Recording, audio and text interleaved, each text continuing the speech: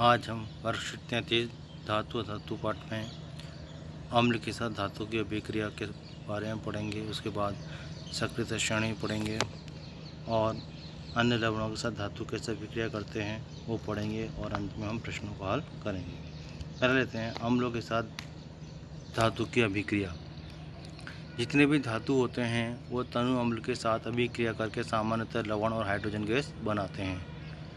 यहाँ पर अभिक्रिया दे रखी है, जैसे sodium Na plus HCl is equal to NaCl plus hydrogen gas मुक्त कर देते हैं। इसी प्रकार जिंक के साथ अभिक्रिया दी है जिसमें भी हाइड्रोजन गैस मुक्त होती है। कॉपर तनु HCl के साथ अभिक्रिया नहीं करता है। जो तनु हाइड्रोक्लोरिक अम्ल होता है कॉपर इसके साथ अभिक्रिया नहीं करता है।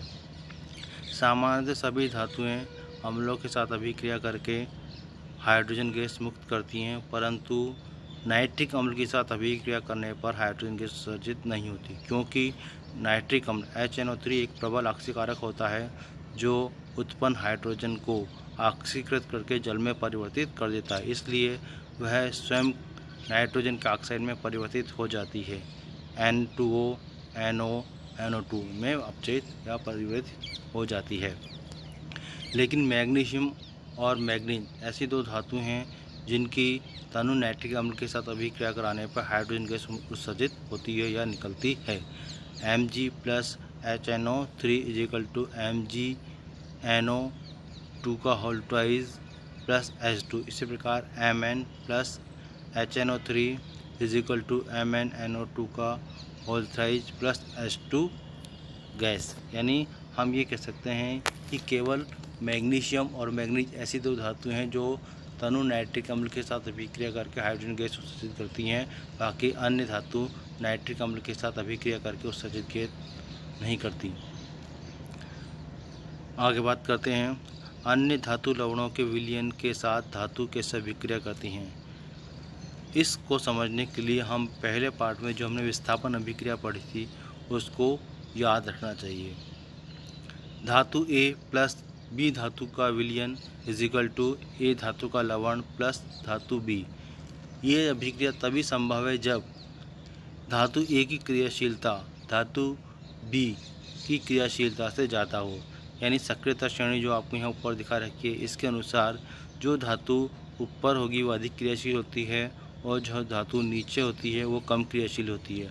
अगर ऊपर वाली धातु की क्रिया उससे कम क्रियाशील धातु के लवण से कराई जाती है तो ऊपर वाली धातु जो होती है कम क्रियाशील धातु के लवण से उस धातु को विस्थापित कर देती है, अन्यथा विस्थापन नहीं होगा। यानी अगर अधिक क्रियाशील धातु का लवण है और कम क्रियाशील धातु को उसमें डाला जाए तो कोई अभिक्रिया नहीं होगी। यहाँ सक्रिय श्रेणी की हम बात कर लेते हैं। सक्रिय श्रेणी की बात करें तो यह वह सूची है जिसमें धातुओं को क्रियाशीलता के अवरोही क्रम में अर्थात घटते हुए क्रम में रखा जाता है। यहाँ पर देखें सबसे ऊपर potassium, sodium, calcium, magnesium, aluminium, zinc, iron, lead, hydrogen, copper जिसे तांबा कहते हैं, मरकरी, पारा या पारद जिसे कहते हैं, सिल्वर जिसे चांदी कहते हैं, गोल्ड यानी सोना, इनकी क्रियाशीलता आपको दिखा रखी है। यहाँ पे नीचे लिखा हुआ है मैग्नीशियम से सीसा तक सभी धातुएं अम्ल के साथ अभिक्रिया करती हैं। यानी मैग्नीशियम से लेके शीशा यानी Mg जो है वहाँ से लेकर Pb लेड तक जितनी भी धातुएं हैं वो सभी अम्ल के साथ अभिक्रिया करती हैं। कॉपर से सोने तक की धातुएं सामान्य परिस्थितियों में किसी अन्य पदार्थ के साथ अभिक्रिया नहीं करती। यानी कॉपर से लेकर नीचे की जो धातुएं होती हैं वो कम क्रियाशील होती हैं, इसी कारण वे विशेष परिस्थितियों में ही अन्य किसी धातु के साथ अभिक्रिया करती हैं।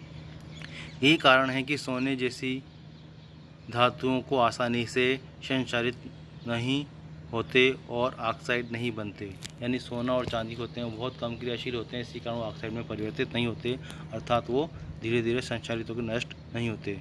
जबकि जिंक, एल्यूमिनियम, मैग्नीशियम, कैल्शियम आदि धातुएं आसानी से ऑक्साइड बनाती हैं। हाइड्रोजन एक गैर धातु है। हाइड्रोजन इस श्रेणी में रखा तो है लेकिन ये एक अधातु होता है, या हम ये कह सकते हैं कि ये धातु नहीं है, लेकिन इसे भी सक्रिय श्रेणी में शामिल किया गया क्योंकि यह धातुओं की सक्रियता की तुलना में करने में मददगार होता है। यानी ये धातुओं की तुलना करने में मददगार होता है, इसलिए इसको श्रेणी में रखा गया है। यहाँ कुछ प्रश्न दे रखे हैं। पहला प्रश्न दे रखा है, तनु हाइड्रोक्लोरिक अम्ल की अभिक्रिया धातु में मिलाने पर कौन कौन सी गैस उत्पन्न होती है। हमने आपको बताया था तनु हाइड्रोक्लोरिक अम्ल के साथ जब धातुएं अभिक्रिया करती हैं मुख्य रूप से हाइड्रोजन गैस मुक्त करती हैं। जिंक की तनु हाइड्रोक्लोरिक अम्ल के साथ होने वाली अभिक्रिया को लिखिए। तो यहाँ पर हम देखें तो अम्ल की धातु के साथ अभिक्रिया में जब क्रिया कराई थी तो Zn+2HCl = ZnCl2+H2 ये अभिक्रिया जिंक के साथ हुई थी। क्वेश्चन नंबर 2, क्या होता है जब कॉपर सिल्वर नाइट्रेट के घोल के साथ अभिक्रिया करता है। कॉपर जो होता है वो हम इस सक्रियता श्रेणी में देखें तो ऊपर की तरफ आता है और सिल्वर नीचे की तरफ आता है, अतः कॉपर सिल्वर से अधिक क्रियाशील होता है।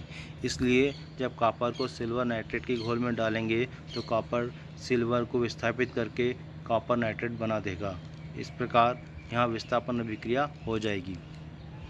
क्वेश्चन नंबर 3, कॉपर सल्फेट का विलयन लोहे के बर्तन में रखा गया। कुछ दिनों बाद लोहे के बर्तन में बहुत छेद हो गए। जो अभिक्रिया हुई उसकी समीकरण लिखिए। कॉपर जो होता है वो लोहे से कम क्रियाशील होता है। इस सक्रियता श्रेणी में देखें तो लोहा आयरन Fe ऊपर की तरफ है जबकि कॉपर नीचे की तरफ है, अर्थात कॉपर कम क्रियाशील है और लोहा आयरन अधिक क्रियाशील है। जब कॉपर सल्फेट के विलयन को लोहे के बर्तन में रखते हैं तो लोहे के बर्तन में जो आयरन है वो कॉपर के साथ अभिक्रिया करके कॉपर को विस्थापित करेगा, जिससे कॉपर उससे विस्थापित हो जाएगा और आयरन धीरे धीरे उसका या बर्तन का कम हो जाएगा, जिससे उसमें धीरे धीरे छेद हो जाएंगे। जो अभिक्रिया हुई उस अभिक्रिया की समीकरण लिखिए। तो इसमें अभिक्रिया की समीकरण की अगर हम बात करें तो Fe iron plus CuSO4 = FeSO4 + Cu बन जाएगा। क्वेश्चन नंबर 4, इस सारणी का उपयोग कर धातु A, B, C और D के संबंध में निम्न प्रश्नों के उत्तर दीजिए। यहाँ अगर हम बात करें तो A धातु दे रखी है, वो आयरन सल्फेट से कोई अभिक्रिया नहीं कर रही, कॉपर सल्फेट के साथ स्थापित होती है। जिंक सल्फेट और सिल्वर नाइट्रेट के साथ कोई इसमें नहीं दिया हुआ है। यहाँ पर हम देखें तो सबसे पहले कि इन चारों विलयन में क्रियाशीलता के क्रम में कौन सा अधिक क्रियाशील है और कौन कम क्रियाशील की बात करते हैं। तो इस धातु की जो सक्रियता श्रेणी दे रखी है उस सक्रियता श्रेणी में सबसे पहले जो हम बात करें तो जिंक आ रहा है, उसके बाद से नीचे आयरन है, उसके नीचे कॉपर है और उसके नीचे सिल्वर है। यानी हम सबसे देखें तो यहाँ जिंक सल्फेट जो है वो सबसे अधिक क्रियाशीलता के मामले में पहले नंबर पे आ रहा है, उसके बाद आयरन सल्फेट आ रहा है, तीसरे नंबर पे कॉपर सल्फेट आ रहा है और चौथे नंबर पर सिल्वर आ रहा है। तो पहले ही हम बात करते हैं धातु ए की। यहाँ धातु ए जो कह रहा है आयरन से कोई अभिक्रिया नहीं करता। अगर ये आयरन से कोई अभिक्रिया नहीं करता तो इसका तात्पर्य है ये आयरन से कम क्रियाशील है, लेकिन कॉपर के साथ अभिक्रिया करता है तो कॉपर से ज़्यादा क्रियाशील है। और जब कॉपर से ज़्यादा क्रियाशील है ये, तो ये सिल्वर से भी ज़्यादा क्रियाशील होगा लेकिन जिंक से कम क्रियाशील होगा। बी की बात करें तो बी आयरन से के साथ विस्थापित करता है तो आयरन से ज़्यादा क्रियाशील है, लेकिन जिंक से क्रिया नहीं करता था, जिंक से कम क्रियाशील है। और जब आयरन से ज़्यादा क्रियाशील है तो ये कॉपर और सिल्वर से भी ज़्यादा क्रियाशील होगा। सी की बात करें तो कोई अभिक्रिया नहीं, आयरन के साथ, कॉपर के सल्फेट के साथ भी कोई अभिक्रिया नहीं, जिंक सल्फेट के साथ भी कोई अभिक्रिया नहीं और सिल्वर नाइट्रेट के साथ विस्थापन अभिक्रिया देता है। इसका तात्पर्य यह है कि ये केवल सिल्वर से ज़्यादा क्रियाशील है, कॉपर से कम क्रियाशील है, जिंक से कम क्रियाशील है और आयरन से भी कम क्रियाशील है। डी की अगर हम बात करें तो इसमें किसी से अभिक्रिया नहीं दर्शा रहा, अर्थात ये सिल्वर से भी कम क्रियाशील है और सिल्वर से भी कम क्रियाशील है तो बाकी तीनों से भी कम क्रियाशील होगा।